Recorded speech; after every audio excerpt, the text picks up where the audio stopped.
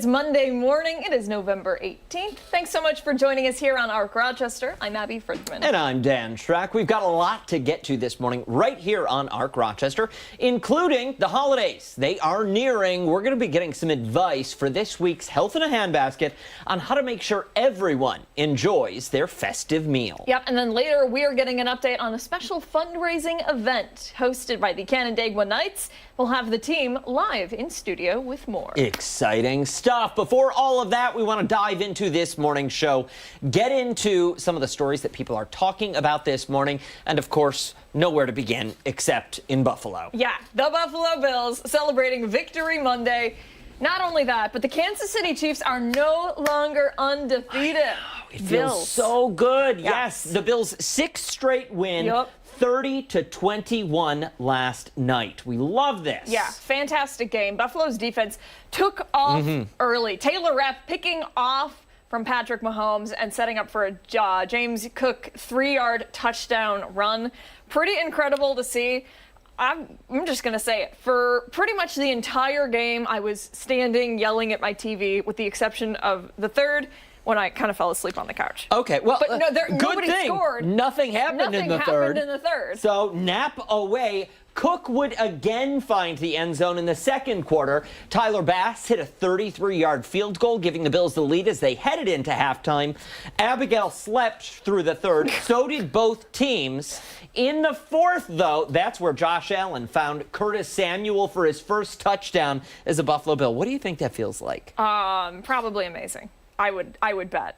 Right? Big celebration. Like, I mean, you're officially a Bill. Every kid dream of going pro and getting a touchdown. Yeah. As a Buffalo Bill. All right, and then just before the 2-minute warning, because of course the Bills and the Chiefs, right down to the very last couple of minutes, Patrick Mahomes threw, and then it got an interception, which was pretty cool. Do we have sound? Can we hear them speak?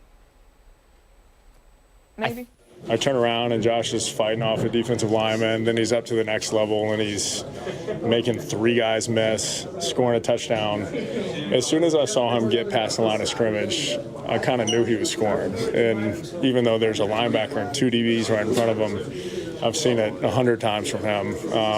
In the most important situations, he seems to do that all the time, and it's incredible to watch. I can't wait to see the replay. As soon as y'all leave me alone, I'm going to go on my phone, look at X or go on Twitter or write X's Twitter, but Instagram and see what's going on. But all I seen was Josh bouncing off of tackles, and then he fell into the end zone. So Josh is crazy, man.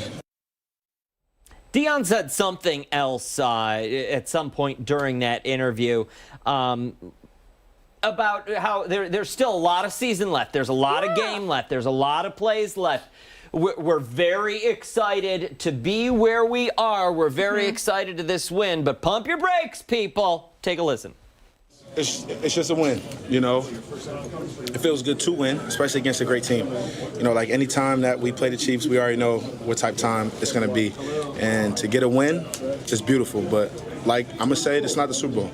It's not the Super Bowl. We still got to do it again, most likely.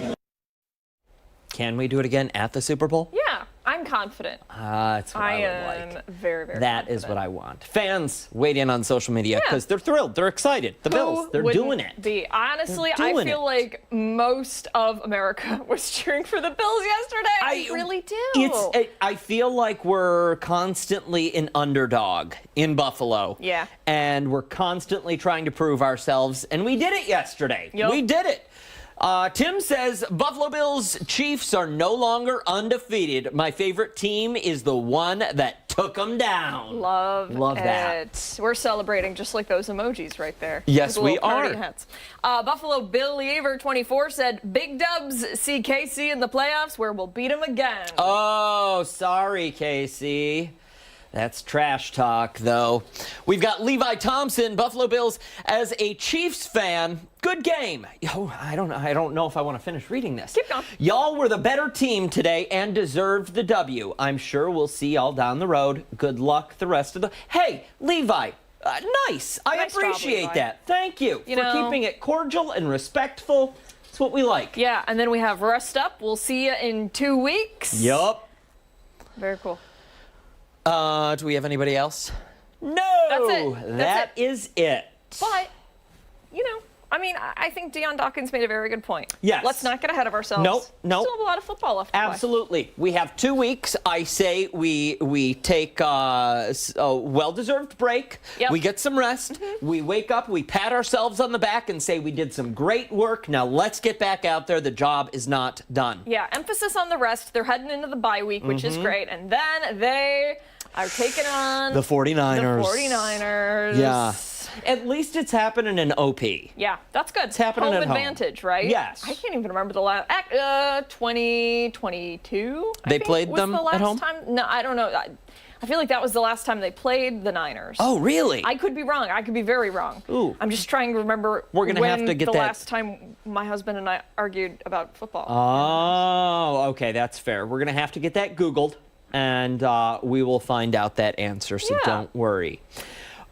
We do want to let you know, though, that you can check in with our Buffalo Plus team because they have everything you need to know about last night's game, the highlights, the lowlights, the nail-biting moments. They've got a preview of the game in Buffalo in 2 weeks, December 1st, with the 49ers. Just scan that QR code with your smartphone to get to the Buffalo Plus YouTube page now. All right, and because it's Monday, and it's Victory Monday, and because the Bills are doing awesome, we're going to get to our poll of the day, which is, of course, centered around them.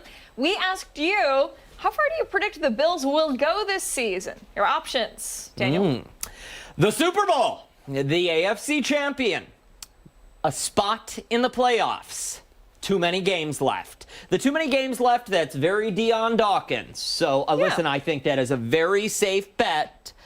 But I also think there's one other bet on that board that people should be picking this year. Yeah. I'm just saying it. Don't listen to us because we know how good we are at betting.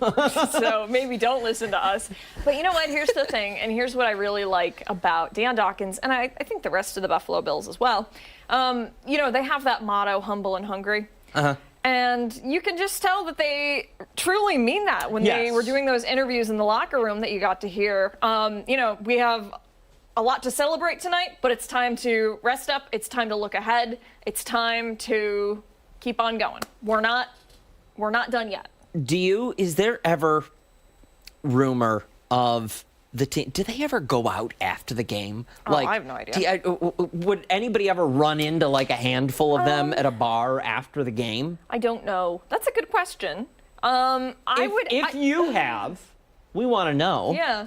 Tweet it. I just think that would be interesting. I would imagine, at least if it was me, I would not be drinking during the season.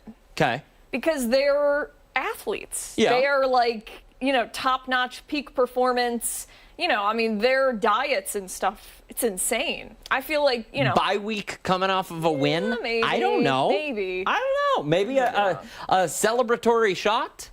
Whoa. Hey, like right now? Yeah. yeah.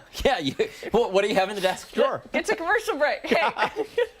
We do want you to weigh in on this poll for us this morning. So grab your smartphone. We'll throw it up on your screen. You'll scan that QR code. It'll take you over to our X social media page. You can weigh in, comment below, and repost.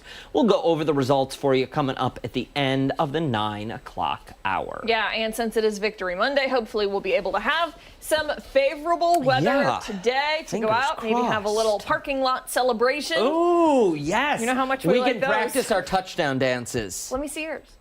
After the show, Abigail. It's good.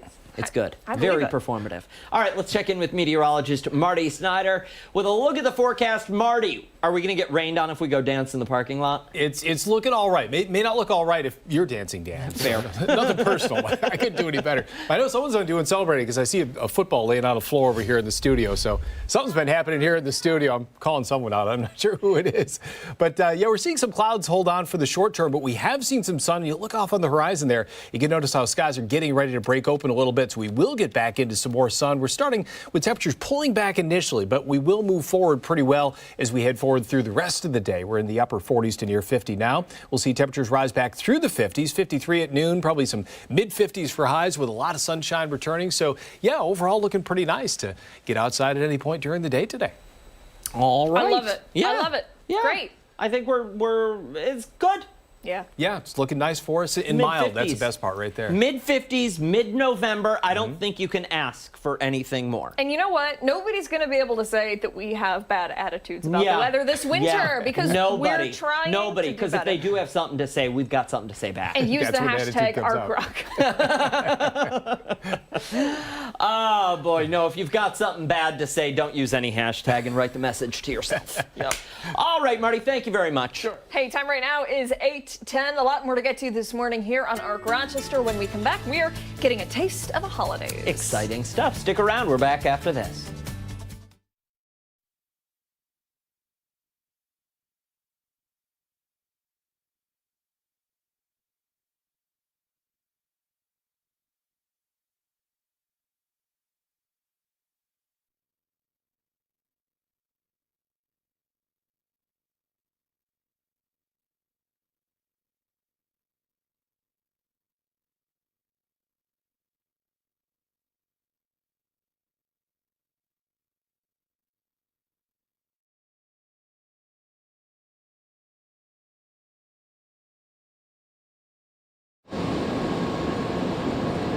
Is this okay here?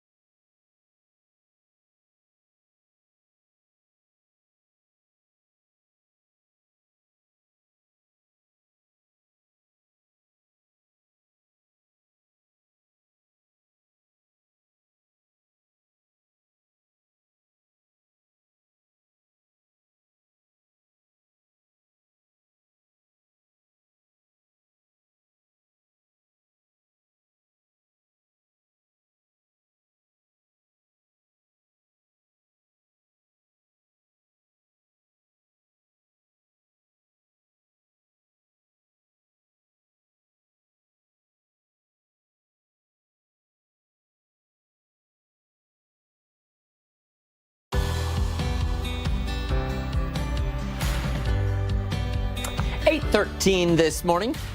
Go ahead. All right, we're under 2 weeks. We're under 2 weeks away from Thanksgiving. Really hard to believe. You might be heading to a family or a friend's house for the big day and are wondering, what do I bring? Yeah, if you're still debating whether it be sweet or savory, then listen up. We have some ideas for you. Well, we don't, but Chris Lopez does. He is out at a bakery and a deli that does it all. Chris is live at Leo's Bakery. Chris, what are you guys cooking up now? Hey guys, yeah, so we're in the back facility where all of the baking happens, and production has ramped up for this Thanksgiving holiday. Like you said, we're almost 2 weeks out, but they're getting tons of orders here at Leo's Bakery. I bring in Don Baker, production manager. You're doing it all, many hats. I want to start off with the amount of pies that you guys are making right now. First question, what's the #1 pie that you guys are making? What is the favorite? Pumpkin pie. Pumpkin pie. Yep. And how many pumpkin pies are you guys making? We will do approximately 1,200 pies just for Thanksgiving week. So next week, not even this week. Yeah. Okay. And then what's the second? What are people gravitating towards the second? Or they're coming with the pumpkin, but then they're coming with what else? The French apple. Okay, and then how much are you guys making with that? We do about 800 of those. 800 of those. So how much pies total would you say you guys are baking on Thanksgiving week? Thanksgiving week, close to 5,000 pies. Close to 5,000 pies. That is incredible. And I want to point out the cool ovens that you guys have. You have stuff spinning in them. This is a little different than the oven that I have in my apartment. What do you have baking in this one right here? This one is our Cougans, our sweet dough Cougans. It's fruit filled. got apple, cherry, raspberry, almond, and it gets iced with icing. And we sell about 300 of those for Thanksgiving week. 300. And then what do people gravitate? What's your least selling favorite pie on Thanksgiving? Peach. Peach pie. Yeah. Really? The peach one. Okay. So how good is the peach pie though? Why would someone want to stay away from the peach pie? That sounds great. Not traditional, I guess. It's just that's our least seller of the pies. And how many pies total do you guys make here? How many different varieties? Oh, 10 different fruit pies. Yeah. And then we have, I think this is your heavy hitter when it comes to the regular bread. French bread, did I get that correct? Italian bread that we bake off throughout the day, all day. How many French breads do you guys make? This is incredible. We'd sell about 120 to 130 a day. Every single Yeah. day. That's 50 Italian. 50 Italian? Yep. And then can we take a look at how you guys go about making this? Because when I first walked back here, I didn't know that just the baking section or the production section was this big. I thought it was just a relatively solid-sized deli and bakery, small production room, but this is incredible. What do we have going on in here? Washroom over there. Now we're coming into our bread department, and he's running some sourdough through the machine. What machine? What's this machine called right here? That is called a proofer. That divides, carries the dough around in baskets. Then it comes through here, and it comes out a loaf of bread. And this helps make the 180 French bread that you guys put on? French and Italian, yes. Okay. And then we have over here, we're moving into the sweet section. This is a little bit different from the KitchenAid that I have at home. These are all our mixers. This mixes up the cakes, the cookies. And then we have Omar over here. Oh, is this a mixer here? This gigantic. Our big boy. This is the big one. What does this produce here? This is pretty cool. Icings, cakes. We'll do our pumpkin pie in there. Omar, what are you making right now? Right now I make almond paste cookies, Linzer cookies, chocolate chip cookies, and oatmeal cookies. So you are a man of the cookies. Yeah. How many cookies would you make every day? How many would you say? We don't count them, but countless. Countless? Yeah. Is it all right to say thousands? Yes, probably make 1,000. Every yes. single day. What's your favorite cookie that you make? My favorite cookies is cinnamon raisin. And do you like Thanksgiving, or is it an overrated holiday? No, it is good holiday, yeah. That's Christmas reason we work more hours. You have more money. Yeah. What's your favorite thing that you eat on Thanksgiving? Well, usually I eat probably a lot of sweet. So I'm not a turkey guy. Yeah, no turkey. Me neither. Yeah. What's your favorite thing from Leo's Bakery? From everything. Everything? Yeah. That's one of the things. It's everything about Leo's. I cannot get a narrowed down answer just because they have so much stuff here at Leo's Bakery. Don, you got a favorite thing here at Leo's Bakery? Pumpkin pie. That's my favorite thing. Really? Yep. Pumpkin pie. Love pumpkin pie. Traditional here at Leo's Bakery. Yep. We're going to be here for Uno Mas One More Hit, talking to a cake decorator. You can get custom stuff here out of the traditional sense. I'm going to send it back to you guys in studio. Bring in the smell-o-vision, guys. It smells great right now. Thanks to Omar. Chris, do me a favor while you're standing there, because I think a lot of what I did, I had a misconception that Leo's Bakery in Deli was about this big, size of a postage stamp. This place is football fields. How many square feet? Do you know? I never would have imagined it would be this large. So I asked that same question probably 30 seconds before we went live. They just said countless square feet, thousands of square feet. They couldn't come up with a number, but I'll ask Pat, the owner, and I'll have an answer for you. Yeah, if you can count square foot by square foot, we'd appreciate it. Good stuff, Chris. Thanks. Thank you. Time right now is 8:19. We have much more to come this morning here on ARC Rochester. We're back after this.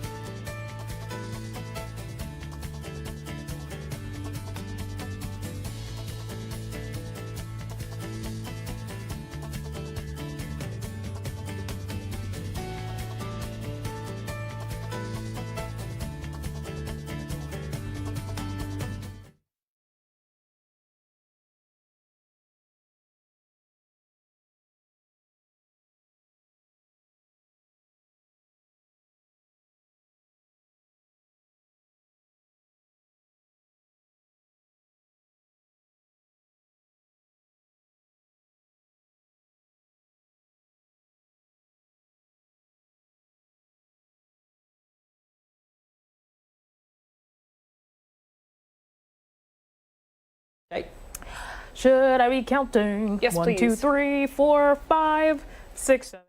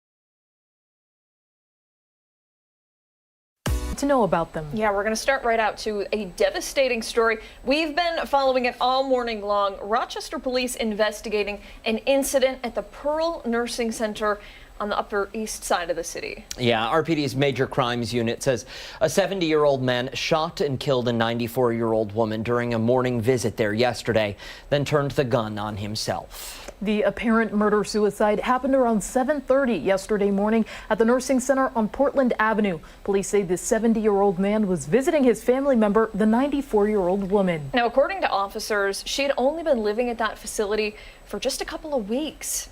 During the visit, investigators say the man shot the woman and then turned the gun on himself. Now, both were pronounced dead at the scene, but this incident prompted a massive response from law enforcement. My dogs started barking, they heard all the sirens, and it was more than usual, so I came out to look.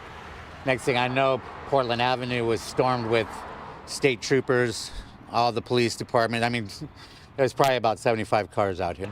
My driveway here on both sides was taped off, so we couldn't go in and out, but they were turning traffic around. They weren't letting anybody go by. Now, we have reached out to the Pearl Nursing Home for more information several times.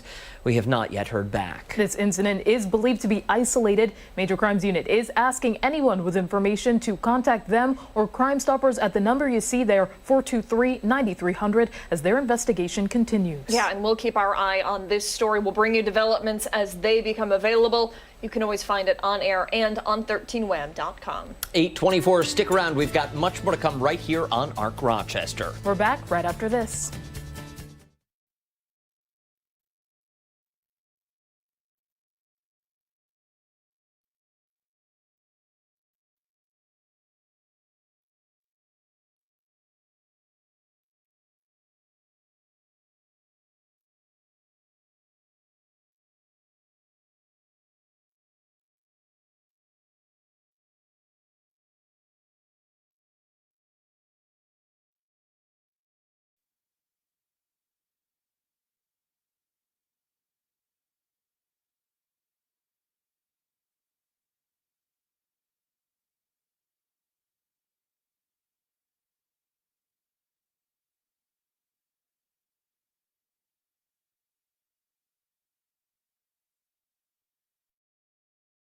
Check.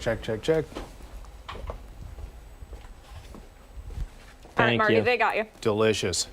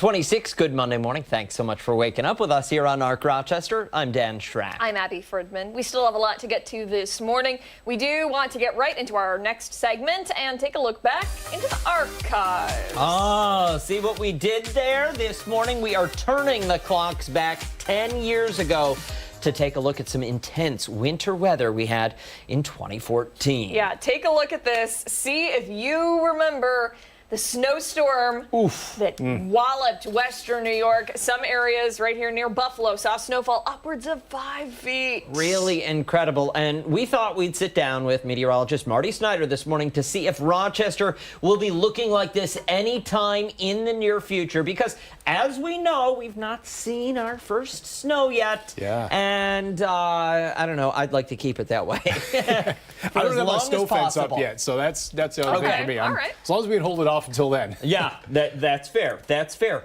Really incredible forecast, though, that we had there 10 years ago. Yeah, that was just a mess. That was just a situation where that wind just came in off Lake Erie and just lined up and just stayed in that one corridor for so long. And lots of times the lake effect, it moves around a little bit back and forth. But as you can see, that was a result. Some of those areas through Buffalo and just south of Buffalo there, even into the south towns, in excess of 5 feet of snow, like you mentioned.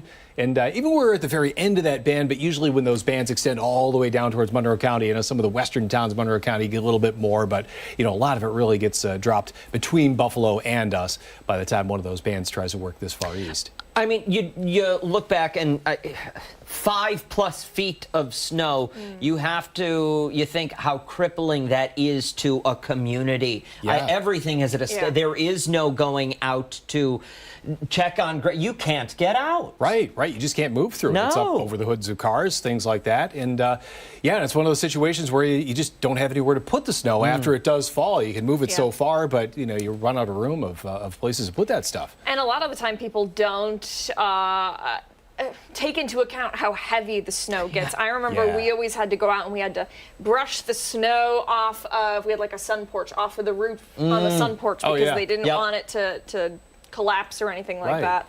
And it was always frustrating when you had to go out and there was nowhere to put it ever. And, Well, and that snow from Snowvember lasted 8 months. So in the city of Buffalo, a lot of the large snow removal goes to a place called Central Terminal. It's defunct right now, and they plow all of that snow into the parking lot, and that mound was so massive, it sat out there and lasted 8 months. Insane. Isn't that amazing? Yeah. It was August, and there's still snow. Yeah, they should do a charity thing where, before the season even starts, okay, we're going to have a system like that come in, and then, have people place bets on when it is for charity. Put money on it. The human fund. Yes, exactly. How long is it going to last every single year? That's not a bad idea. You were in Buffalo for the storm, yes? Yeah. Where were you? I was in Niagara Falls. In Niagara Falls. Okay. Yeah. All right. On Marty's map, we were like right in the dead of the red that you had there, just outside of Alden. And I sent in a picture, not through Chime In, just through producer Ashley. Let's see if we can pull it up. Maybe. There it is. I found my car. Look at that. Yeah. You can see just how high the snow was. Like, took forever. I mean, it's not just over the car; it's a good amount above the top of the car. It's just not to the roof; it's beyond that. And it's images like that that explain why I was not cool in high school. Yes, but images like that. I just think to myself, why do we live here? That's a great question. Why aren't we somewhere warm? The summers are so great. Yeah. I know you've got that to deal with. When they last for all 2 days. Those 90 days are great, aren't they? Yeah. Yikes. But that gives me anxiety. Just seeing that amount of snow, it just gives me anxiety. Not much of life does, but that amount of snow, that's... I mean, can't take it. It's an additional, every day, it's an additional 25 minutes to your schedule to get the car ready to go before you can even leave. Yeah. Then you're in the snowy road mindset, making sure you're braking early, leaving enough room. Yep. And then this time of year, when you have the snow come, it's the deer that are still, moving around pretty good. So you have to worry about when they're getting ready to run out in front of you. Yeah, and what's underneath all that snow, too, a lot of the time it's ice. Right, yes. yeah. Right? I mean, you're shoveling, and then chink, Yep. Hit that, yeah. Worst. Yep. Not good. Well, listen, fingers crossed we don't have to experience. Oh, yeah. Look at And that was that band. band. Yeah, there's a Skyway there. Yeah, that was that band That. just south of downtown there. Yeah. But yeah, that was just amazing. Some of those pictures that people had tweeted out and put on social media during that time frame with that band that was coming in. I think it's looking south, right? South from downtown Buffalo. There's the Skyway. And there's that band that's coming in from right to left across the screen there. Just incredible. And it was that sharp of a cutoff. You mentioned you were in the falls there. I don't know how much snow you probably saw. It wasn't probably a whole lot. No, minimal. I mean, you would drive into Buffalo, and it was two different worlds that you were in. Yeah. One was apocalyptic, and the other was, it was winter. Yeah, right. It was bizarre. It really was. We haven't had a ton of snow here in a while, right? In Rochester? It's been last season really didn't have anything huge. A couple lake effect events here and there that a couple towns got. Year before we had a couple more lake effect events, but it has been a few years. Yeah, it's been fairly quiet. With the lake temperature, what are we at? 53, I think, for the lake temperature. So once we get those cold days and that cold air really dropping, there's going to be that good difference in temperature. But let's bite our tongues, and we're not putting it out into the universe. And nobody's upset either. No, sunshine and rainbows. Fine. That's all we're getting. Thank you. Got some sunshine for you today, at least. We like that, Marty. We like that. Time right now is 8:33. We have much more to come here on Arc Rochester. When we come back, we are checking in again with Chris Lopez. We are back right after this.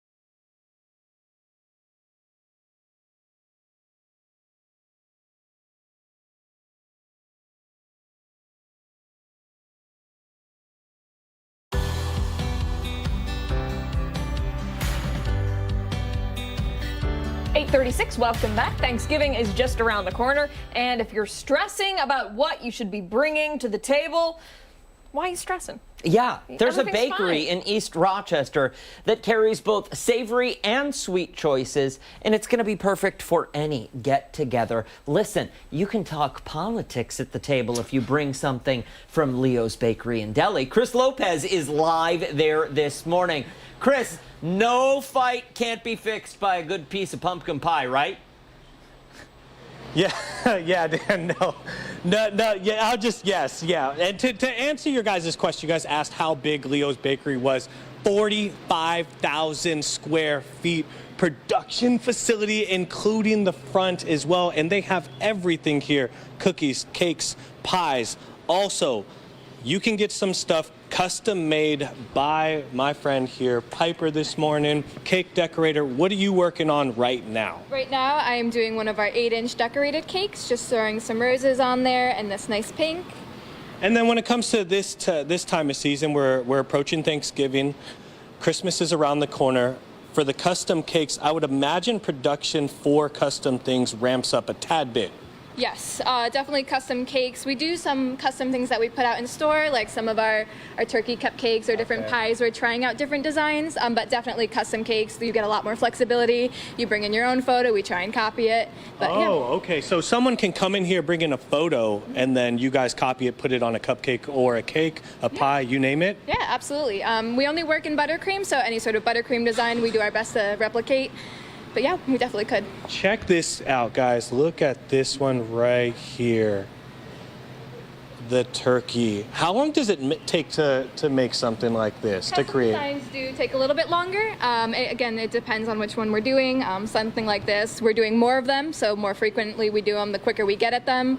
Something like these cupcakes we have down here take a little bit longer to prep up the bag, and it is a lot of prepping before we do it, but once we have everything ready, we can pretty much whip them out.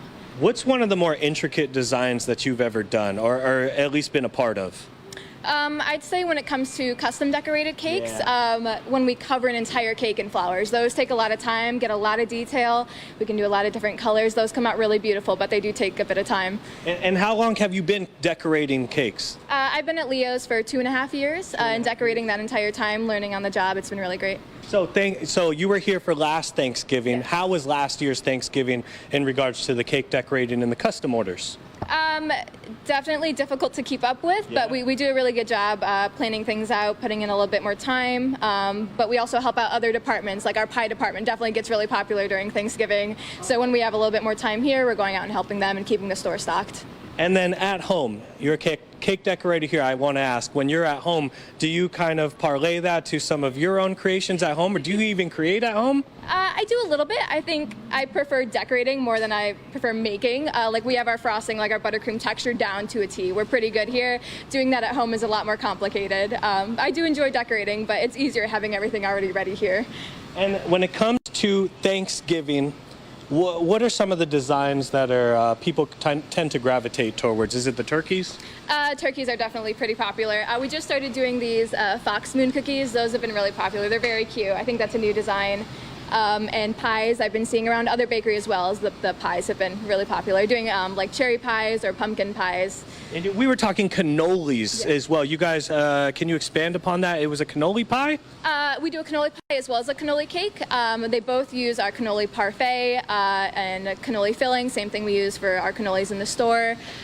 Those are pretty popular. A little bit more time consuming, but definitely worth it. How long would a custom order be if someone came in and ordered today, wanted it by Thanksgiving? Could you guys get that done right now? Is there enough time? Yeah, usually we require about 24 hours notice to give our decorators enough time, but we've been a little bit more flexible and able to keep up with those better. So try not to come in here the day before Thanksgiving and ask. If you can avoid it, yes. Okay, so if you want to come to Thanksgiving dinner, impress with something custom here by Piper and the team as well, come in here probably now, of course, or at least by Tuesday before Thanksgiving to give them time. They're open Monday through Sunday. I believe it's 9 until 7, but I think on Sunday it switches 9 to 6, right? Yes. There we go. Leo's Bakery, always open. They have so much stuff. Come check them out. Eastside, Rochester. Back to you guys in studio. Chris, you have the money. Yes, and Abigail wants breakfast. No. come on, No. Chris. You have at How I least keep my $10. $200 Whoa. is by not spending any of my $200. Because he didn't just bet us. That's right. Yep. I forgot. Yeah. Bring us back some breakfast, Chris. Yeah. That's all. You can keep your money. Steal the donuts. I don't care. Nobody cares. Stick around. When we come back, we are sticking with the holiday theme right here on ARC in this week's Health in a Handbasket. We're back after this.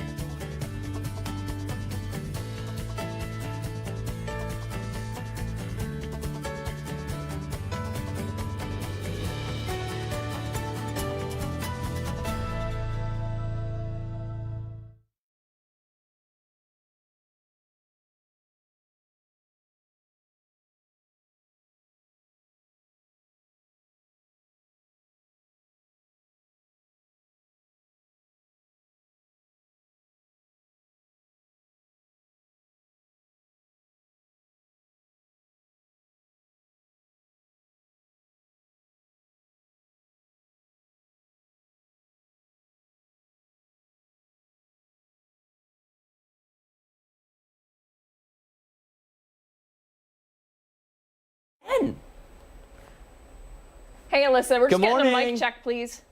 Good morning.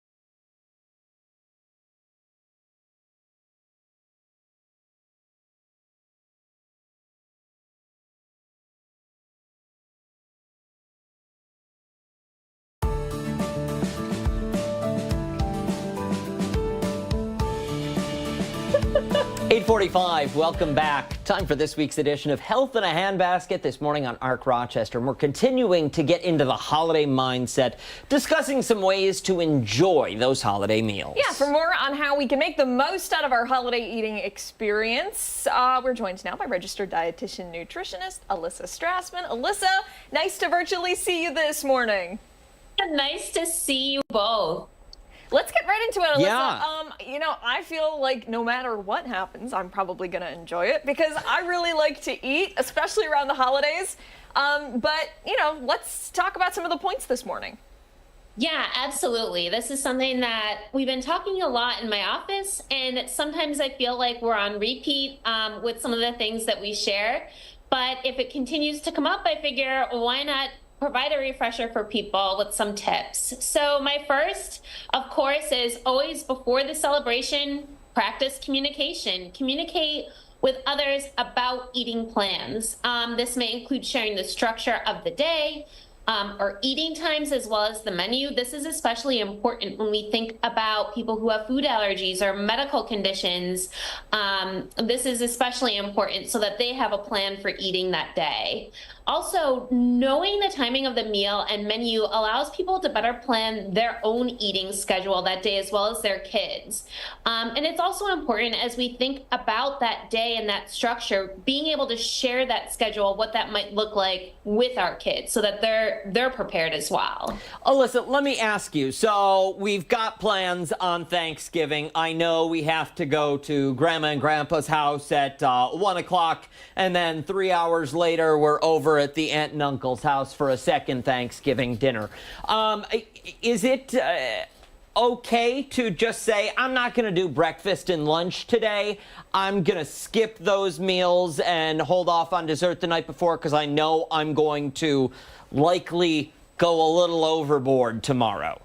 Yeah, so one of my tips is on the day, provide opportunities for regular meals and snacks to be eaten. So trying to eat every 3 to 4 hours allows us to be more attuned to our hunger and fullness levels. So yes, our schedules may be a little bit different. We may need to be a little bit flexible with how we eat. So if we think, I know some people, they have a larger meal at like 2 o'clock, in the afternoon. So if you're going to be eating that meal, maybe it's thinking about how can we have a snack, and maybe we have a snack as a family before we have that meal at 2 o'clock. Does that make sense? Yeah. It does, yeah. Yeah. What is like your go-to breakfast, at least you personally, Alyssa Strassman, on a day when you know that you're gonna be eating quite a bit, like Thanksgiving or Pumpkin one of the pie. holidays? Yeah.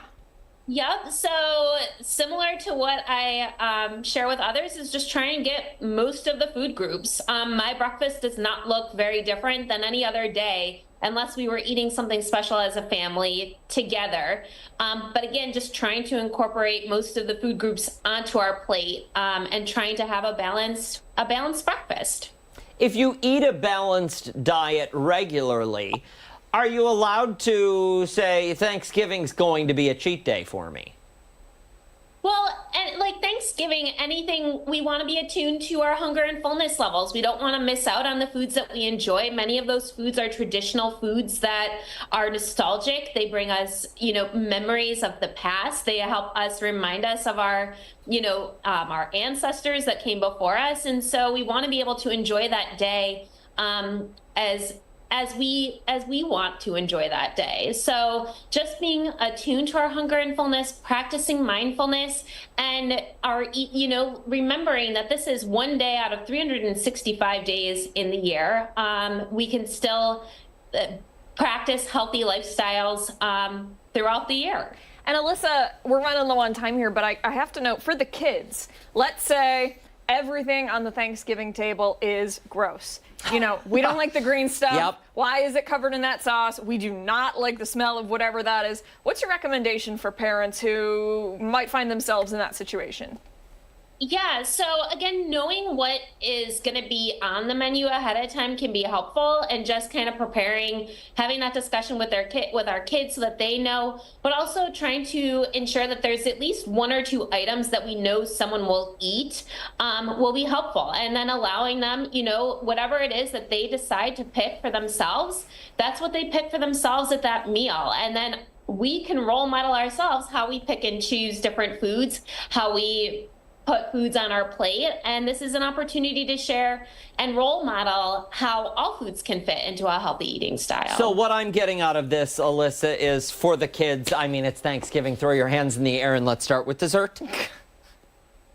If that's what's on the table and that's what they pick as eating the first thing, then hey. That is why we like you, Alyssa Strassman. Thank you so much for your time this morning. Always good to see you. Happy Thanksgiving if we don't see you then. Yeah, take care. Time right now is 8:50. Much more to come here on ARC Rochester. We're getting ready to continue into the 9 o'clock hour. Yep, we're back on the other side of the break.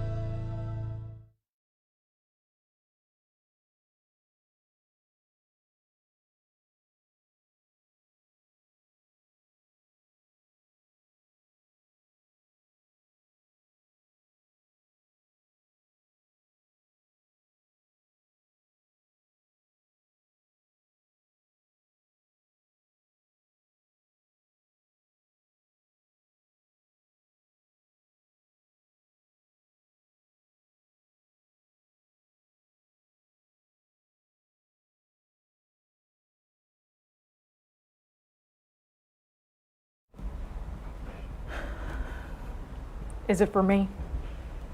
Yeah. Should I keep saying words? I'm back. Okay.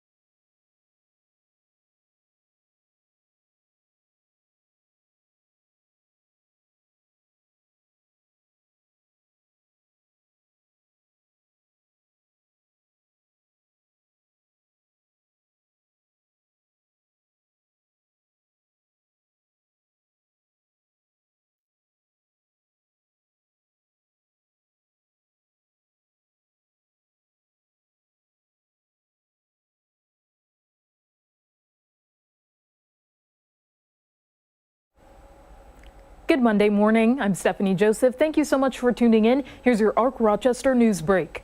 A Rochester nursing center dealing with tragedy after an apparent murder-suicide this weekend. Police say a 70-year-old man shot and killed a 94-year-old woman during a visit Sunday morning at the Pearl Nursing Center on Portland Avenue. They say he then turned the gun on himself. The woman had only been living at the facility for just a couple of weeks. Their names have not been released.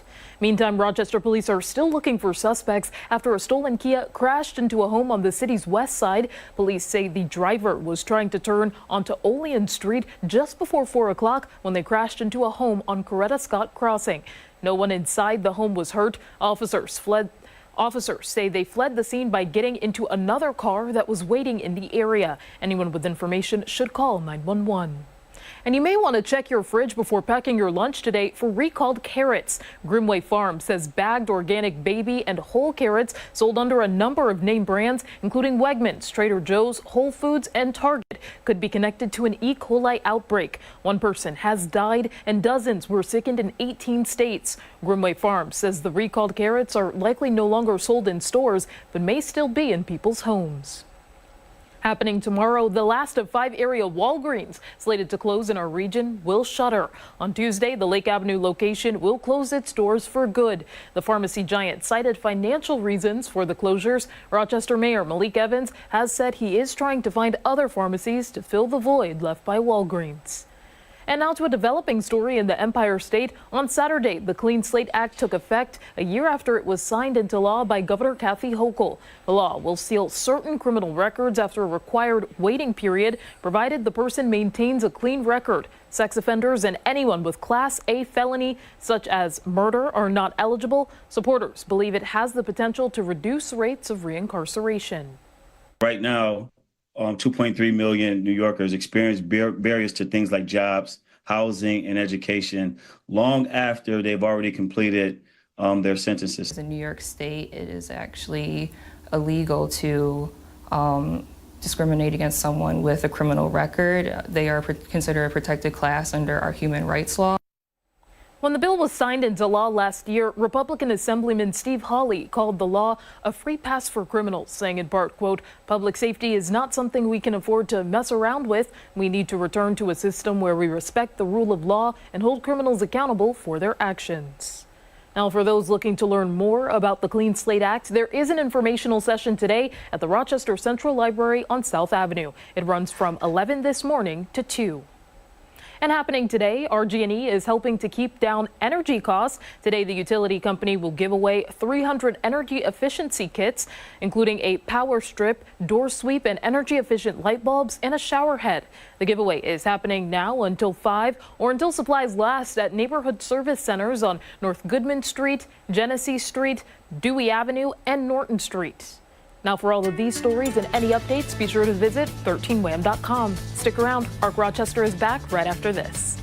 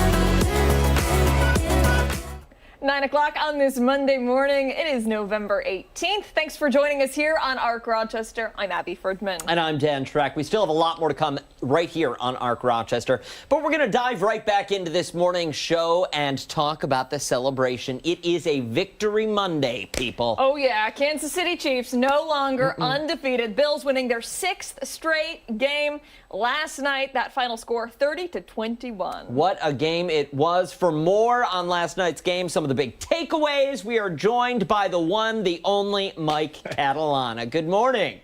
I feel like I'm blurry. I may even look a little blurry this morning. Only for you, Abby, would I get up this morning. Not for you, Dan, but yeah, to let you know the early morning Mike. from last night. But it was a great night for the Bills to get that win against the Chiefs. Mike, let me ask, have you had any coffee yet this morning? No. He's like, he doesn't find it funny. Fine. That's okay. Mike.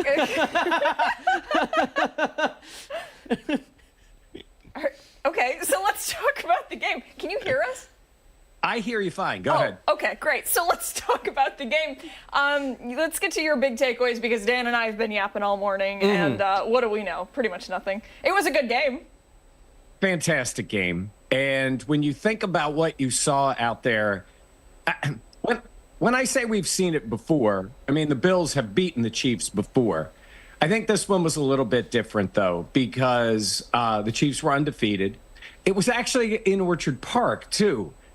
They only played Mahomes once there in the regular season. We know last year in the playoffs, lost to him both times. So the fans in Orchard Park had not gotten a chance to see this. And then the way the game ended, basically ended on the Allen run. I have to say, in regular season football, and you guys know I've been there for a lot of games, it was probably as great for the Bills as I've seen from them because Josh Allen put it in his own hands, took it the distance on a 4th down play. That place was as loud as it ever gets. So an incredible moment for the Bills. We know, and they'll tell you, it's just one win, but that was a special win for them now and even going forward with what they have an opportunity to do. On what you just said, Mike, you've been following the Bills. You've been covering the Bills now for decades. You've seen this kind of this action before. Have you seen this exact play before? I want to ask the question, do you think we can push past this and we have the ability to keep going? Is that something that you think the team that is on the roster right now might be able to do that last year's in the past, has not been able to do? That's a really interesting question, Dan, because I think it might have been more telling, if you hear me out with this, that if Josh didn't score the touchdown, right, and they got stopped, and now you're only up by 2 points, or even if they kick the field goal and you're up by 5, and then the defense stopped Mahomes, because what have we seen in the past? Bills make a play in the playoff games, and then Mahomes goes down and beats him. That being said, yeah, this team finds a way all the time. That specific play, I think people need to give, I'd say, 80% of the credit, 90% of the credit to Josh Allen. He made it. The defense the Chiefs called on that play was perfect. They gave them a different look on the defense than they had seen before. I think Josh was expecting to see something else. So the Chiefs did what the Chiefs always do. Great defensive call, great coaching, ready for what the Bills did. And Allen beat him anyhow. The reason I say it would have been something to see is because it's always about stopping Mahomes. Now, they did get the interception at the end, which is great, but they were ahead by 9 points in the last minute, as opposed to being ahead by 2, 3, 4, or 5, something like that. So, yeah, this team could do it. They can do it in Kansas City. They can do it in Orchard Park, and they can do it against any other team. So, yeah, I think everything is on the table for the Bills right now. Yeah, certainly. So, Mike, I have kind of noticed a shift in demeanor when it comes to Josh Allen. You look at him from when he first started with the Bills, this wide-eyed kid, ready to go, ready to play. Every win was a big celebration. He kind of got that nickname of being a golden retriever, right? It seems like this season he is locked in. And even when they win, He says, yeah, but I didn't have some great throws out there. Yeah, it wasn't my best game. Have you noticed that too, or is that just me like fixating? No, I mean, look, it's on the field too. It's the, people would say he gets that sugar high a little bit, where he would make a play and he's going crazy. And in this case, obviously, celebrate when they make this tremendous touchdown, and they should be. Then after the game, Josh is like, one game, it's only our 9th win. We haven't even made the playoffs yet. I mean, that's the level of focus and maturity that he needs to have. Sean McDermott preaches that. It's the next game on the schedule and all those things, which I think helps the team. So Josh has that. Meanwhile, his teammates are out of their mind for him. Because I said to Dan and Jenna when we were after the game, I said, imagine being as good as Josh Allen is, that other tremendous athletes and football players are both amazed by you and also expect it out of you. They're like, that's just Josh. We know it is Josh. And then they go, it's incredible what he does. So he has to keep some focus there. Because otherwise, I mean, if he's going to sit there all the time going, yeah, everybody loves me, I'm great, this is what, that's not the way he's wired. He does take it down a notch, and I think it's maturity, sure. But it's also, I've been there and I've gotten hurt before, especially by this team. So I got to take it easy until it's the game that really, really matters down the line. Yeah, I want the Josh Allen that we have now, the one that that has put the work in. Yeah. Because it's proof in the pudding right there. What has to happen over this bye week, Mike? Is there training? What do we need to get done? What do we need to accomplish to make sure we are prepared for Sunday the 1st? Honestly, the first thing is it sounds silly, but it's rest. Like, they give them time off. That's what and I think the bye week is coming at a great time for them. Not only coming after an incredible win, but it's been a stretch here. I mean, you guys know, like, we've traveled a lot just to follow this team, let alone to be playing like they are. They're a little banged up. They were missing players last night. So it's rest in the beginning, get their mind off of this game a little bit and all the games, and then come back focused again for Kansas City. And I think or for San Francisco, I think that's great. That while the 49ers have struggled a little bit, and obviously they got beat yesterday, they're still a really good team. So it's like there is no question this team will be ready for their opponent come a week from Sunday. So honestly, if you got Sean McDermott to be honest, he would probably say the bye week has come at a perfect time. First thing, clear your heads and then get ready to go to work next week to get ready for that game that they don't play again for almost 2 weeks. So that's the most important thing. I want to know what we need to know about the 49ers. Kind of an interesting season for them. Yeah, they're very talented. They've had a lot of injuries, and they also are having the Super Bowl hangover, which is you play great, you get so close, again, against the Chiefs, and then you lose. The season happens. It's almost like you have to put yourself in a mind frame that isn't like, we're back in the Super Bowl, now we got to win it. Because it takes so much to get there. And I know it's a million years ago, but that's what makes those old Bills teams so impressive. As bad as it was that they lost 4 in a row, the sheer fact that they went back after losing 3 more times is honestly, in my opinion, one of the great feats in the history of sports. Because you just don't see it. I mean, look, the Chiefs are trying to win 3 in a row. Nobody's been to 4 in a row. So just to go back is something. And they've had a lot of guys hurt, but they're still really good. So this is not like somebody that just, walks in and you think you got it easy. Listen, it's going to be a tough game. If we could have the losing record and then actually win one, wouldn't that be how cool would that be? How cool would that be? Yes. I mean, this team... What this team has in front of them is they're winning the division. Obviously, the Jets lost again. The Dolphins have been better. And then you've got New England, who has shown a little fight, but the division is over. Not officially, but it's over. They still have the chance at the number 1 seed now. they have to finish tied or better with the Chiefs. If they're tied or better with the Chiefs and they're a game behind them in the loss column, they would be the #1 seed and they would get a bye and then 2 home games, which is incredible. And that would be ideal. What they would want. Not going to be easy. They need Kansas City to lose to somebody else, and the Bills got to win them all, but probably win them all. But at least they're in the running for that as a goal that, again, they won't talk about, but it is a goal for them right now. Sure. Mike Catalana, always a pleasure. Yeah, thank you for the insight, for grounding us a little bit. And for waking up so early, too. Yes, we appreciate it. Mike. Listen, be excited. Bills fans, be out of your mind. Go bragging to all your friends. You just want the team to be kind of cool. Yeah. Okay. All right, then we're partying it up. Brushing it off, right? All right. Thank you, Mike. Good to see you. All right, guys.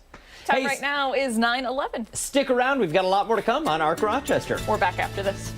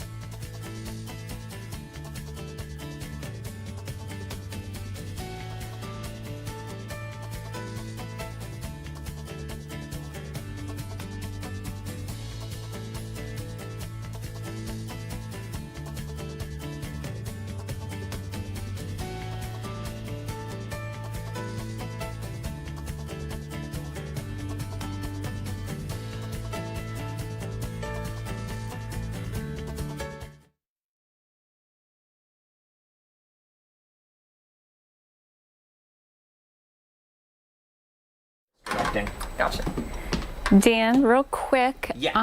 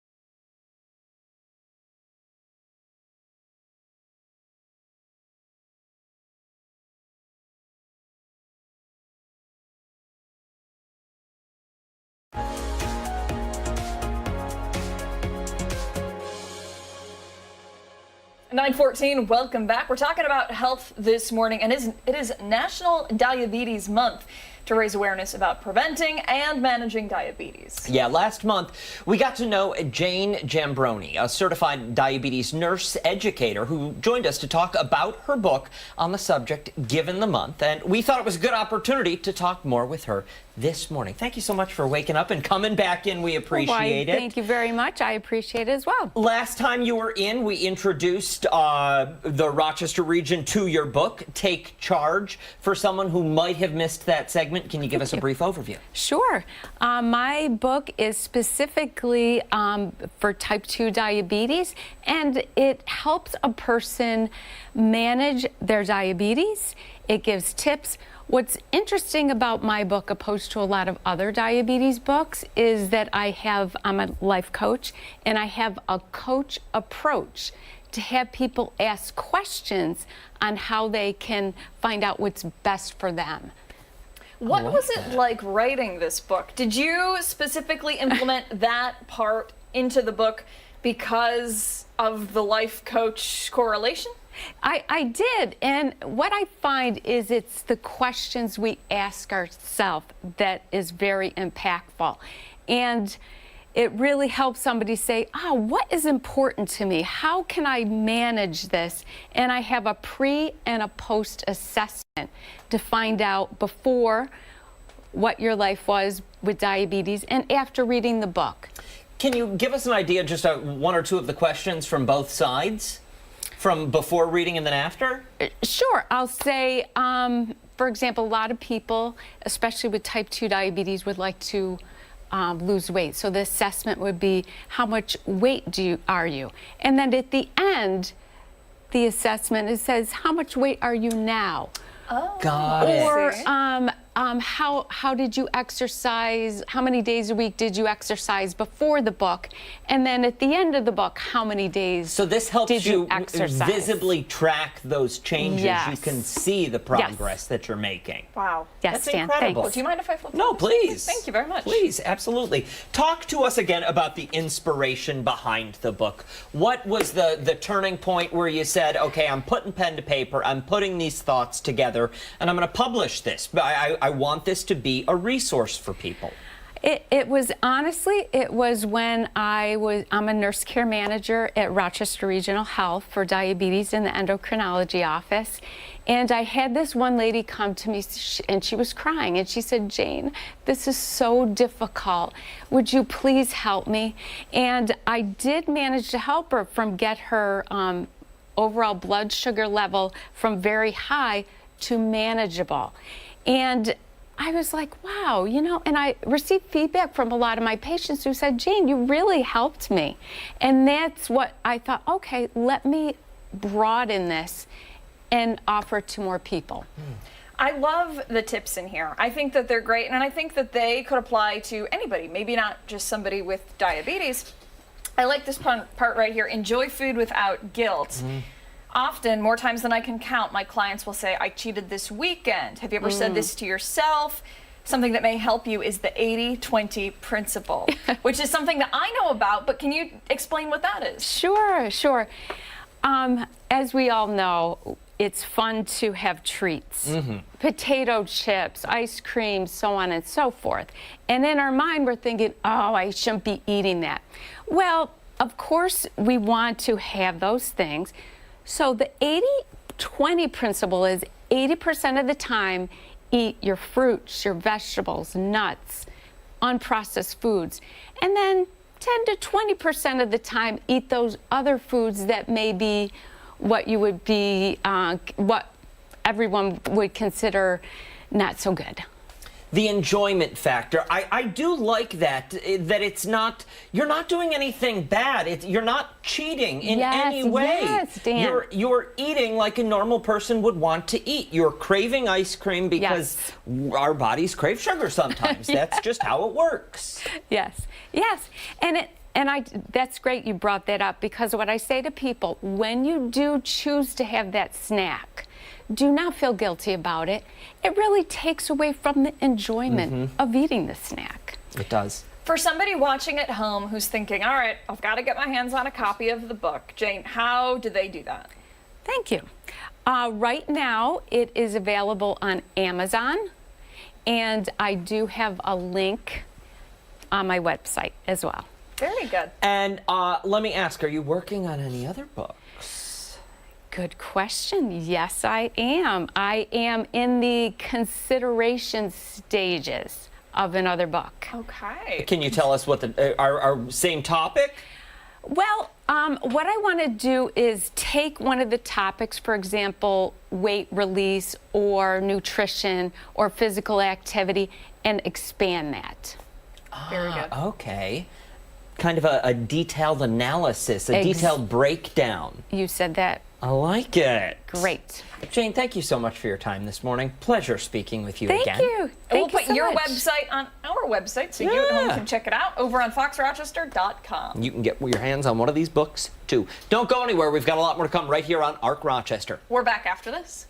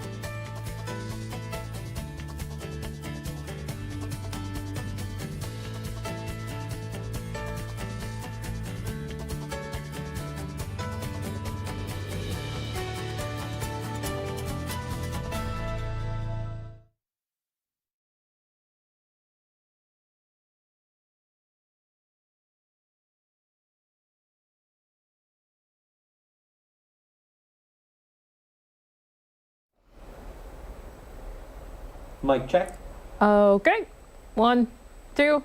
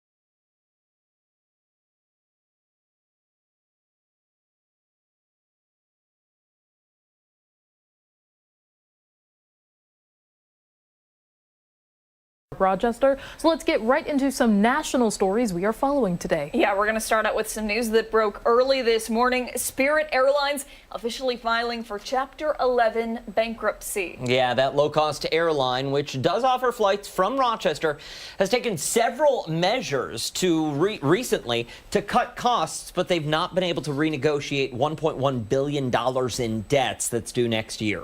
In January, a federal judge blocked JetBlue's planned $3.8 billion acquisition of Spirit after talks of a merger with fellow low-cost airline Frontier broke down 2 years ago. So in a statement, Spirit says flight ticket sales and all other operations will continue as usual, including the use of credits and loyalty points. Now, all of this comes just days before record numbers of travelers are expected to take to the skies, that for the Thanksgiving holiday. Yep, that is for sure. Let's turn now to some political news. President-elect Donald Trump is continuing to fill up his cabinet with Inauguration Day only 63 days away. Yeah, Trump selecting Brendan Carr to serve as chairman of the Federal Communications Commission. He currently serves as a commissioner on the board, and before that was general counsel for the agency. Trump nominated Carr to the FCC in 2017. Now, the president-elect also nominated Liberty Energy CEO Chris Wright to be the next Secretary of Energy. Wright has been a longtime supporter of fracking and has been an outspoken critic of climate change. He'll also be a member of the newly formed Council of National Energy. That's going to be chaired by North Dakota Governor Doug Burgum.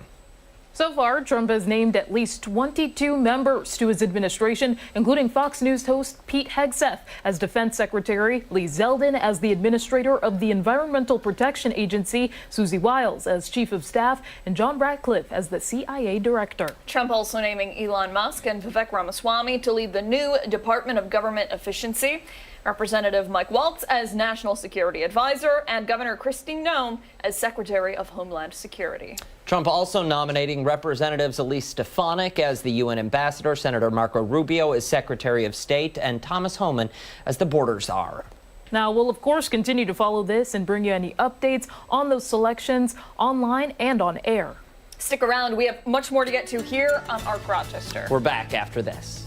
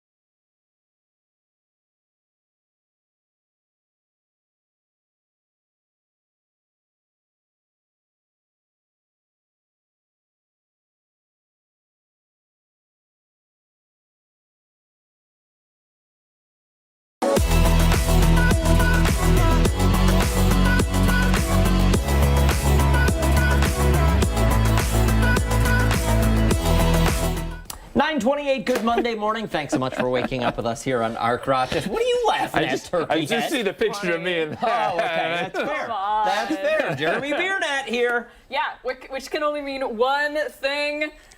We're talking healthy Thanksgiving stuff. Yeah. Jeremy, thanks for being here. We appreciate it. Always good to see you. Yeah, it's good to be here. Especially when you're dressed like that. So we have the holidays. We have Thanksgiving coming up, very soon. And a lot of people gain weight through the holidays. I just want to give a couple strategies to maybe minimize that, because there are a lot of people who aren't going to gain weight through the holidays. We have a lot of clients in our program. We're like, okay, the idea would be let's not gain weight. Through the holidays, and it's possible to do, and it's possible to still enjoy.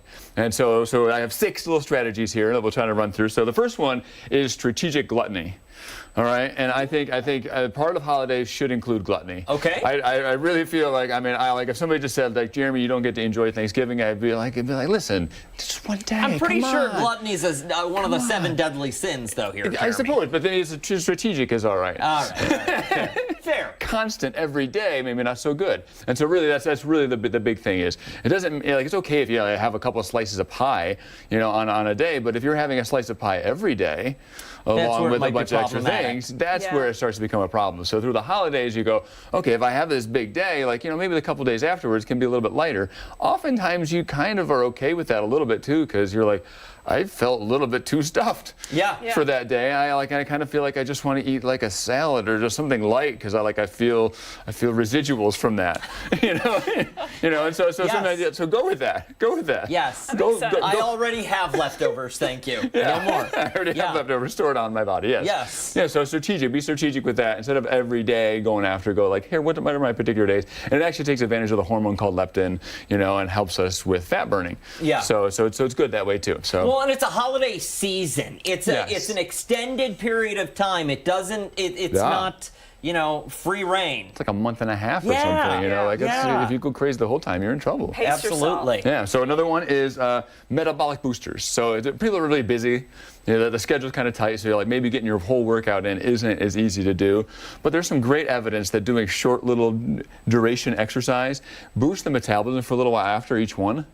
And so if you did several of those throughout the day, little 5-minute little somethings, your metabolism would be up for 15, 20, 30 minutes after that at a little bit higher rate. So are you saying like walk around the block, that kind of thing? The higher intensity you go, the more that effect would be. So like hitting a set of push-ups. I know you guys hit some push-ups every once in a while around here, and so getting a set of push-ups to failure. It's been a while, but it's been a while. But doing like 2 minutes of squats or something like that. Okay. Where like it just starts to get something really toasty and burning a little bit. You start to huff and puff a little bit. Going up and down the stairs for a few minutes. Sometimes Abigail can attest to this. In the newsroom, I become a little bit of a leader and start yelling at people and say, okay, let's get up. We're doing some jumping jacks and we're going to do some push-ups. Yeah.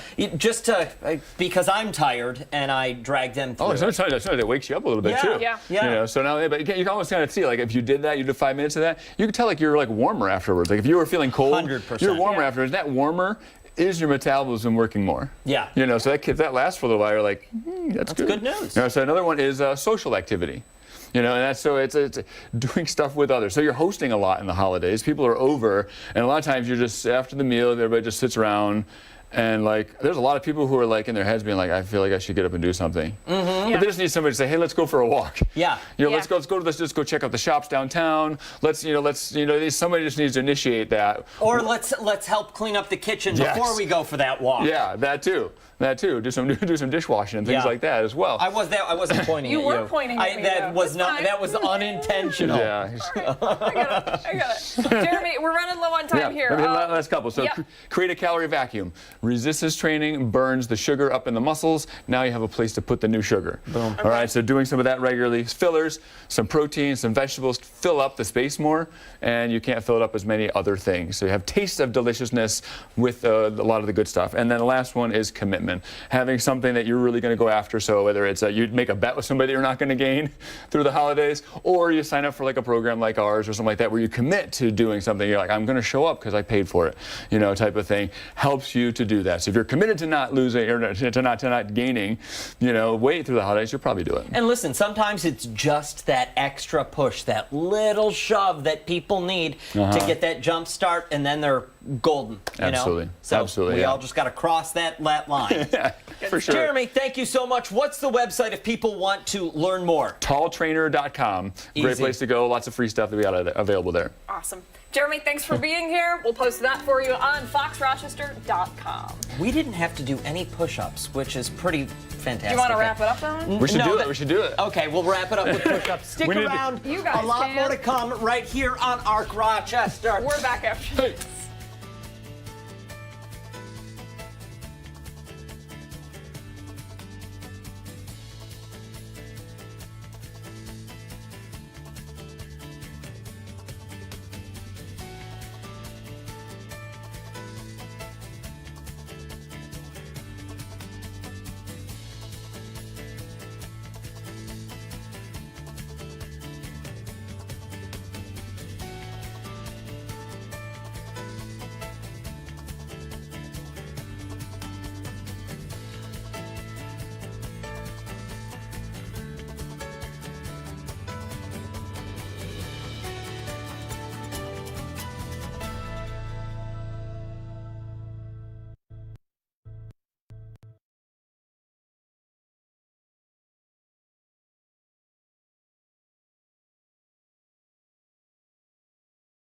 Someone's stuck. You're going to put them back over. Gotcha.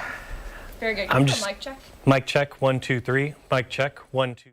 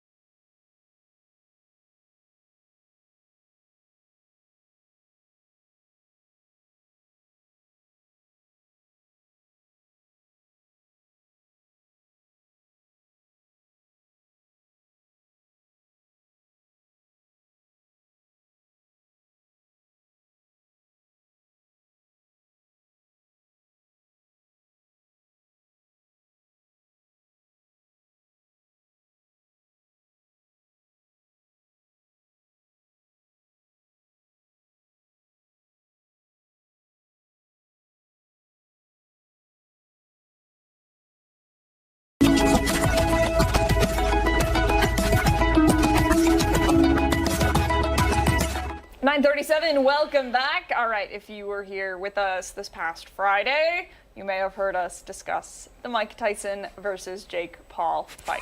I don't want to talk about it. And me neither, but we have to. More importantly, you probably heard us make bets with Chris Lopez on who would win that fight. Well, he joins us now to go over some of the fight takeaways. And by takeaways, we mean he took away our cash. Money. Yeah. Carly Miner, too. Also, congratulations. Reporter Carly Miner just paid up, too, so everyone is all settled.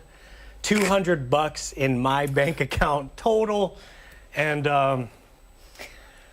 next time I'm talking boxing, maybe someone listens. I don't want to say that I'm in trouble at home, but I was trying to bet Jim, too, and I forgot. He wasn't thrilled. Well, listen, I know. And I'm thinking to myself, had only he bet just the opposite to guarantee a break even for you. I know. But then that takes all the fun out of it. Oh, I wouldn't have taken that bet, though. Takes all the fun out of it. Yeah, so what are your takeaways from watching that game, Chris? Or that game. The game. Was it good for boxing? No, it was horrendous. You can't have a 58-year-old man. I will continue to repeat this. You cannot have a 58-year-old man fighting a 27-year-old man. It just... Hold on. Wait, why is that bad for boxing? So, I mean, did we just watch the fight? There were 73,000 people in that arena. 73,000 people that believe what you're watching right now would be a close fight, and it wasn't. It looked like a 58-year-old man was in there. I mean, this is horrific, man. You can't be hitting a 58-year-old man and expect to gather respect, though. For $20 million, yeah, you can. Oh, man. I didn't like it, and there was a reason. It was only, Texas was one of the only states that would sanction it. I mean, Texas doesn't care when it comes to their boxing athletic commission. That's why it was in Texas. Yeah, so Vegas wouldn't sanction it, New York wouldn't sanction it, California wouldn't sanction all your big places that they normally go to, because it was such an older individual fighting a young individual. I mean, a 30-year age gap. It can get scary, right? I mean, realistically. Do you think that Jake Paul was impressive No. Okay, great. No, that's so, also why let's it also was just put that out there. He didn't, in my books, and the boxing hardcores, the degenerates like me that watch all boxing all the time, not an ounce of respect. No? At all. No. He looked terrible. You got to stop. You got to bring in Mike Tyson. You got to stop him. You got to beat him up, KO, referee stoppage, corner stoppage, not like this, embracing. Yeah, I feel like knockout is what people wanted to see. Whoever it came from. Exactly. That's what they wanted to see. Tyson's name is attached to it. They're expecting a knockout, regardless if it's not him. They know that Jake Paul has skill. Yeah.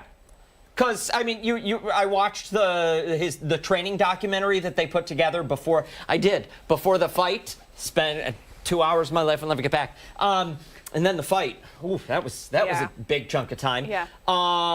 But you have to have a lot of respect for what they do, because it is just driving your body so hard to the breaking point day in and day out, but never crossing that breaking line, because tomorrow we got to wake up and do it again. Yep.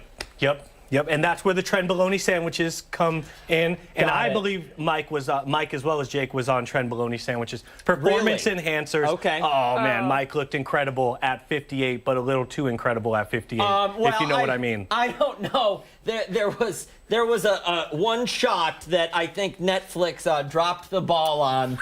There was a locker room shot, and then you hear Rosie Perez chime in about what people at home were forced to say. They just saw the rear end. Yeah, his gams for Thanksgiving purposes. That brought a little bit of comic levity to the situation, so I'm beating myself up thinking I should have never bet, because I'm not a gambler. Other than, the Powerball once in a while, what's the point? You're giving the money away. What are you talking about? What are you talking about? Hold on, I gotta call you out on this, because that's ridiculous. You're the one that will harass me to put in my bet before every Bills game. Well, they're never bets. I know. They're just scores. But I know, but you're still asking me to predict. And we had the winner, and we circle the winner. But I'm not asking you to give me money if you get it wrong. Chris, right. Meanie Chris is. Meanie Chris. Yes. He's the one who's... I was walking around and asking essentially who wants to give me money. Because that's how it honestly felt. I was like, wow, really? You cashed that in so quick. Yes. So fast. When did we first take this bet? Because this bet was made, it was before the first fight. First fight was like July 15th. Canceled. So we bet about a month before that, June-ish. Yeah. Yeah. Unbelievable. Well, when is that? Who's fighting next? Big fights? The big one is David Benavidez versus David Morrell in February. Before that one, I do want to talk about those two female fighters. Oh, my gosh. Katie Taylor and Amanda Serrano? Yes. Yeah. Ireland and Puerto Rico? Yep. That was... And her eyelid was hanging off of her face, flapping around. Like Rocky. Yeah. It was. These people put themselves through a lot for the entertainment. You know what? Hold on. And you box. You did box. I used to box competitively, not anymore. Why? What's the drive? Well, Looney Tune, essentially. Sure, but you decided out of all the sports out there, Looney Tune. One was the one? There's just, you step in the ring and you hit a bag or you do something for the first time, and it's like anything else where it's like, I really like this, and there's going to be a good, there's going to be a bad, and no one likes getting hit, but it's almost, I compared getting hit to someone scored a basket on you in a basketball game. It's like, oh, that one, you got me on that one. I got to get you back. Yeah, but no. I've been buzzed once, and that just means your equilibrium gets thrown off. The room almost turns left or right. I think that's apples and bananas, though. I don't think you can compare you getting a basket. But it is versus a hit. No, because with that hit, I'm now concussed. I'm bleeding. Not all the time. I'm bruised. You would be. I'd be fine. It's a fun sport. It humbles you more so than any other sport I've taken a part of, too. I want to do some speed bag You're not work. the baddest man on the planet, ever. Yeah. So it's a nice, humbling experience getting in the ring the first time. Wow. It's fun. I think Jake Paul is anything but humble. I'm just gonna say that. No, I think he is that not. he's handled this In my beautifully. heart of hearts, if I didn't have any money on the line, yes, I wanted Jake Paul flatlined out on the canvas, like probably I would say 97% of America. Yeah. Well, Just he gotta tell didn't the get truth. that. He just got a massive crowd. He got a and massive payday. I know. How much? Just like you. It was 40 million guaranteed. Tyson got 20 million guaranteed. How much they got off of the gate, I have no idea. He may be walking away with about $50 million. God, for what, please. 8? I don't get out of bed for less than 51. That's 16 minutes, too. 16 minutes of fighting. You can tell by his Temu shoes. Not too shabby. We're back after this.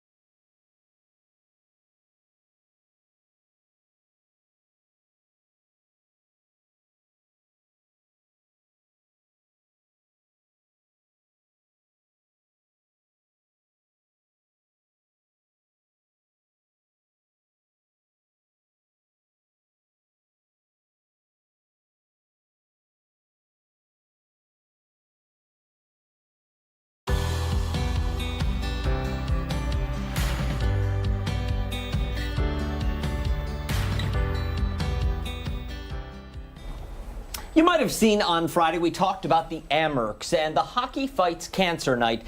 That spirit extends into youth hockey as well. Yeah, coming up on November 30th, the Canandaigua Knights youth hockey team is holding an event of its own to raise money for the American Cancer Society. And they've already raised quite a bit of cash. The team is here this morning. We have head coach Tori Carissimo here and a couple of spokespeople stepping forward. We have Charlie Tapscott and Zach Jeffries. Thank you all so much for waking up. We've got a big team here. Yeah, Are we excited to be here today? Yeah. Just a little bit. We like that. Thank you all for waking up bright and early. Yeah, thank you for having us. We're super excited about this game. It's turning into a pretty big event for us. Is this the first time you're holding it? Yeah, this is the first time we've done it for the Knights organization, and it's really kind of surprised us how much the community's rallied behind it in a pretty short period of time. Talk to us about that support that you've already seen. We mentioned it in the intro that you guys have already received a plethora of donations. How are we doing? Yeah, we're now over $28,000 in contributions, which the original goal that I kind of had in mind was maybe we'd get $3,000 or $4,000 and make it a nice team building community event. But I mean, the community's really rallied behind it, and we're getting support from all kinds of local businesses, from individuals, and I don't know, people are really, really excited about the events to kind of join with the whole organization. So what can people expect with the event? Yeah, we're turning it into kind of a large, over-the-top youth hockey experience, something that maybe these guys don't usually experience, but the Rochester Amherst do. So we've got a pregame laser light show, we got spotlights for introductions, we've got a Marine Corps color guard, we've got national anthem singers, a ceremonial puck drop, and then, of course, we'll have an awesome hockey game afterwards. And let me ask the two of you, what do you guys know about what you're doing as a team, raising money? We're raising money for people that are affected by cancer.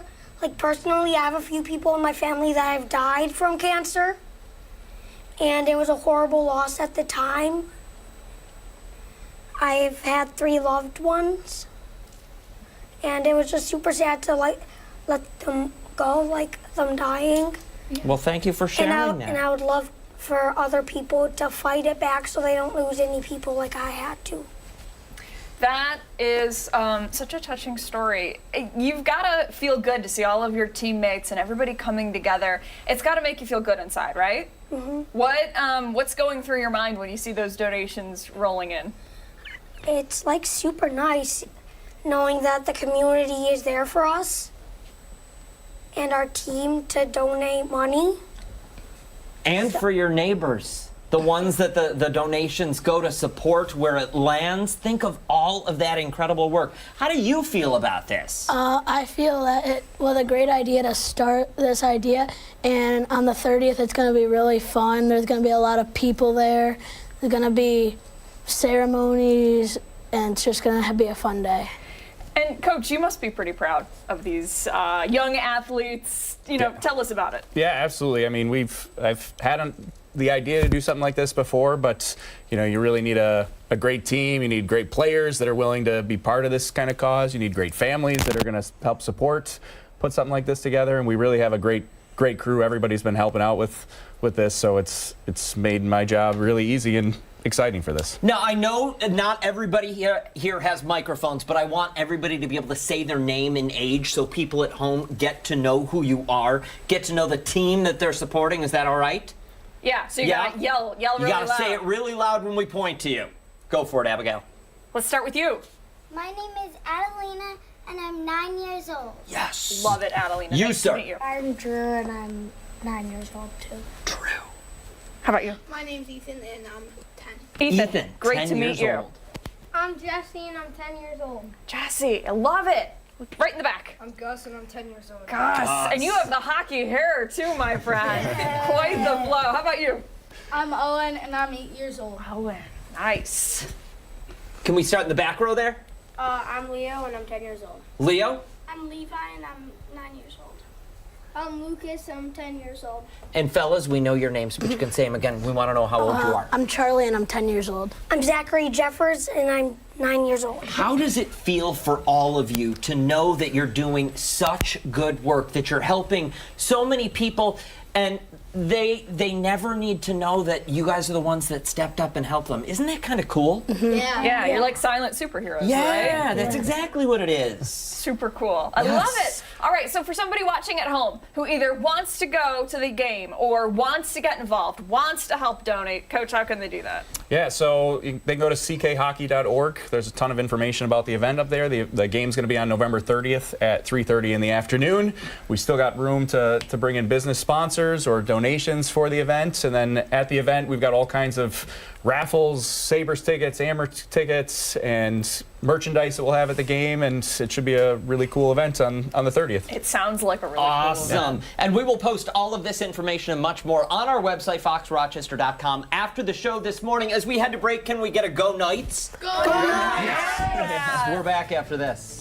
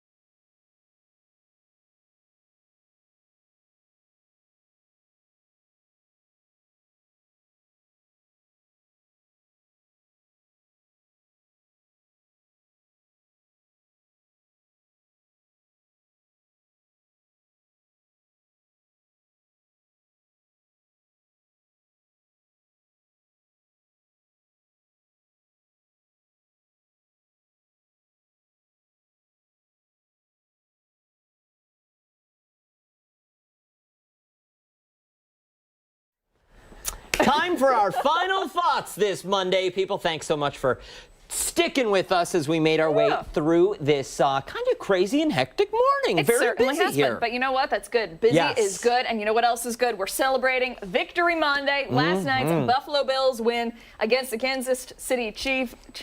You finish it. Against the Kansas City Chiefs, we wanted to know, how far do you predict the Bills will go this season? To the Super Bowl, the AFC Championship, a spot in the playoffs, or there are way too many games left? The results? Here we go. The Super Bowl. That's what we like to hear. There was no other correct answer, people. All right, we'll see you back here tomorrow morning, starting at 4:57 over on 13 Wham ABC. Yes, much more live local news coming up later today on 13 Wham News at midday. We will see you.